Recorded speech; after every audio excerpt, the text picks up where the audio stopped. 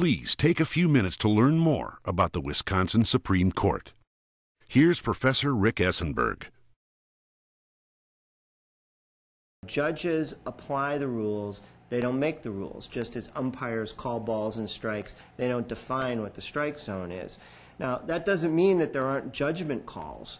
Of course there are judgment calls, and reasonable judges can differ about how particular cases are going to come out. More recently, the court has been criticized for abandoning certain tenets or principles of judicial restraint that judges have and courts have adopted over the years to ensure that they don't step over that boundary between interpreting and making law.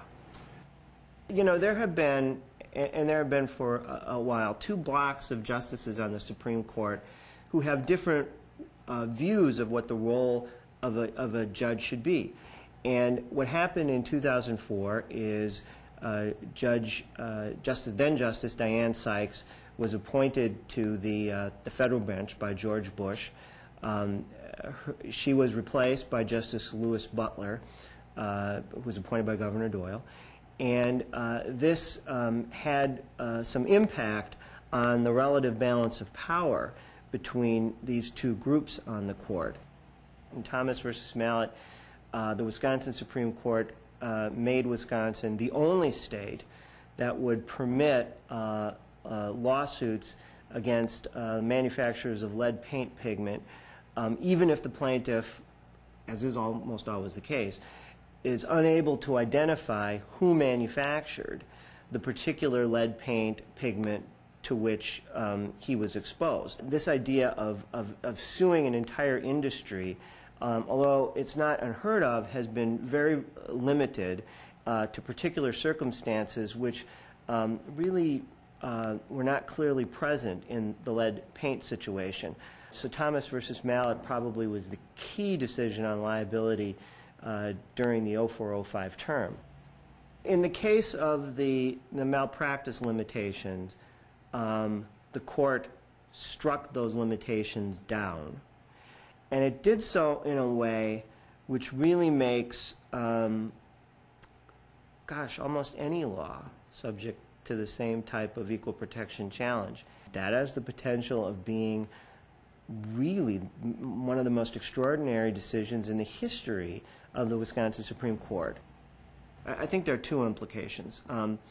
One is that it's quite possible that there could be a set of liability rules in the state of Wisconsin that are more favorable to plaintiffs than perhaps in other states. If there are much more favorable legal climate in Idaho or in Illinois, that's going to be just one more reason for you to move or to expand someplace other than here.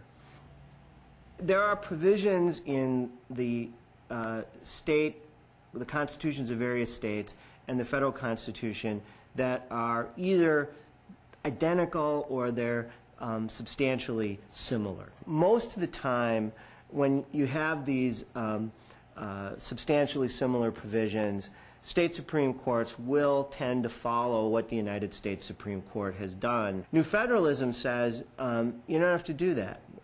You can arrive at your own interpretation.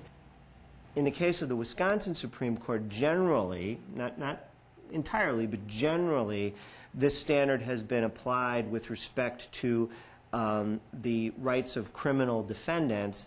And generally, what the court has done is they've adopted a more, I don't know if you want to call it liberal or generous or expansive view of the rights of criminal defendants than the United States Supreme Court has adopted. When the court bases its decision in this kind of new federalism, that is, they base it in provisions of the Wisconsin Constitution, they have the final word. No appeal to the United States Supreme Court then.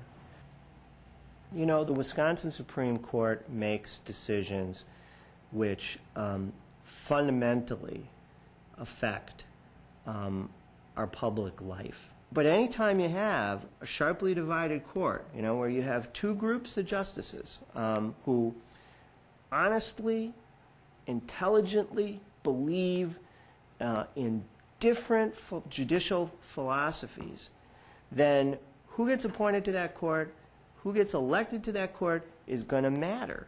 It is enormously important to the business community and to everyone else.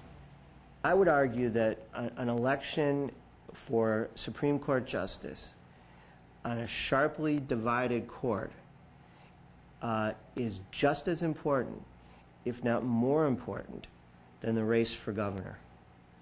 Because when the court interprets the state constitution to require something, you have to change the Constitution in order to change the result. That's very, very difficult to do.